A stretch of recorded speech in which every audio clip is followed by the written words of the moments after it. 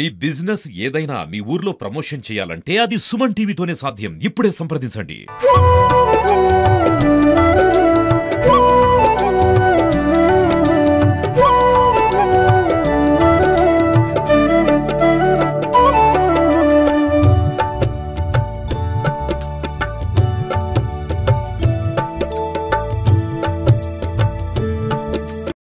భవ సంచిత పాపౌఘ విధ్వంసన విచక్షణం విఘ్నాంధకార భాస్వంతం విఘ్నరాజ మహం భజే. ఈ రోజు పరమ పవిత్రమైనటువంటి సంకటహర చతుర్థి. పరమ పవిత్రమైనది. స్థానిక ధర్మపురి లక్ష్మీనరసింహస్వామి వారి అనుబంధ దేవాలయమైనటువంటి రామలింగేశ్వర స్వామి వారి ఆలయంలో ఈశాన్యంకు కొలువు అయి ఉన్నటువంటి ఈశాన్య గణపతి అంటారు. ఆయనే హేరంబ గణపతి. ఆ యొక్క హేరంబ గణపతి స్వామివారికి ఈ రోజు ఉదయం 9 గంటలకు ధ్యానావాహనాది షోషోపచార పూజ, అదే విధంగా పంచామృత అభిషేకము, అదే విధంగా 11 సార్లు గణపతి అధర్వ శీర్ష ఉపనిషత్ అభిషేకము, అష్టోత్తర శతనామార్చన, హారతి, మంత్రపుష్పము, నీరాజనము, తీర్థప్రసాద వితరణ చేయడం జరిగింది. నెలకొక్క మారు వచ్చేటటువంటి ఈ యొక్క సంకటహర చతుర్థి అంటారు. అంటే ప్రతి మాసమందు కూడా బహుళ పక్షమందు పౌర్ణమి తర్వాత వచ్చే కృష్ణపక్ష చతుర్థి నాడు సంకటహర చతుర్థి అంటారు. ఈ రోజున ఉపవాసం ఉండి ఉదయం నుంచి స్వామివారికి ముఖ్యంగా గణపతికి అభిషేకమే గాని, అర్చననే గాని, అదేవిధంగా గణపతి హోమమే గాని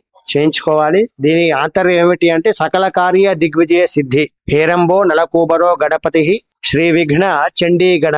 అంటే ఇక్కడ హేరంబ గణపతి యొక్క ప్రాముఖ్యత ఏమిటి అంటే దీర్ఘకాలికంగా ఉన్నటువంటి సమస్యలు ఏదైతే ఉన్నాయో అవన్నీ కూడా తొలగిపోయి సకల కార్య ప్రతిబంధక దోష నివారణ జరిగి సకల కార్యాలు దిగ్విజయంగా కొనసాగుతాయి. అందుకే ఈ యొక్క సంకటహర చతుర్థి గణపతి వ్రతం చేయాలి. ఈ రోజున ఎవరైతే ఈ విధంగా అర్చన చేస్తూ ఉంటారో వారికి సకల కార్య దిగ్విజయ సిద్ధి జరుగుతుంది. అదేవిధంగా విదేశీ ప్రయాణమే గాని, భూ వివాద సమస్య పరిష్కారాలే గాని, కోర్టు సంబంధిత వ్యవహారాలే గాని, జన్మకుండలో ఉన్నటువంటి కుజదోష నివారణే గాని, తర్వాత సంతానం అందే గాని, వివాహం అందే గాని ఎలాంటి ఆటంకాలు ఉన్నప్పటికీ కూడా అవి తొలగిపోయి సకల విఘ్నహరుడు గణపతి కాబట్టి ఆ యొక్క గణపతి సకల విఘ్నాలన్నిటి కూడా తొలగించి సకల కార్య సిద్ధిని కలిగిస్తాడు అని చెప్పేసి గణేశ పురాణం చెబుతున్నది. ఈ విధంగా ఈ స్థానిక దేవాలయంలో ఈ రోజు చాలా అత్యంత వైభవంగా, అంగరంగ వైభవంగా ఈ ఉత్సవం జరిగింది. ఈ యొక్క సంకటహర చతుర్థి వ్రతం అనేటటువంటిది నెలకొక్కసారి వస్తుంది కాబట్టి ప్రతి మాసమందు బహుళ పక్షంలో వచ్చేటటువంటి చతుర్థిని సంకటహర చతుర్థి అంటారు. పౌర్ణమి తర్వాత 3 రోజులకు వస్తుంది.